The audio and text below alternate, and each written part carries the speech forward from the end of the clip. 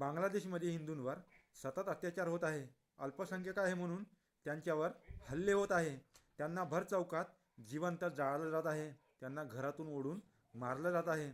आता माझा प्रश्न त्या सेक्युलर भडव्यांना आहे, जे आम्हाला नेहमी नेहमी भाईचारा आणि सर्व धर्म समभाव शिकवतात. आता त्यांनी याच्यावर आवाज उचलावा. जसे ते गाझा आणि फिलिस्तीनसाठी समर्थनामध्ये मैदानामध्ये उतरले होते ना, तसेच आता हिंदूंसाठी मैदानामध्ये उतरणार का? रस्त्यावर पोस्टर घेऊन कॅन्डल मार्च करणार का? अजिबात नाही. कारण त्यांना माहिती आहे, हिंदू मेले तरी कोणी आवाज उचलणार नाही आणि त्यांच्या सपोर्टमध्ये कोणी उतरणारही नाही.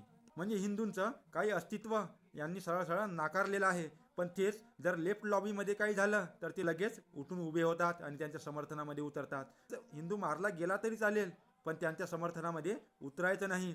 हेच तर आहे हिंदूंनो यांची खासियत. म्हणून आम्ही सतत व्हिडिओच्या माध्यमातून ग्राउंड लेवलला उतरून सदैव सांगत असतो की हिंदूंनी जागृत होणं फार महत्त्वाचं आहे. जोपर्यंत हिंदू आपल्या सुरक्षेसाठी, आपल्या आत्मरक्षेसाठी आणि आपल्या धर्मरक्षणासाठी मैदानामध्ये उतरणार नाही, तोपर्यंत सरकारसुद्धा काही करणार नाही.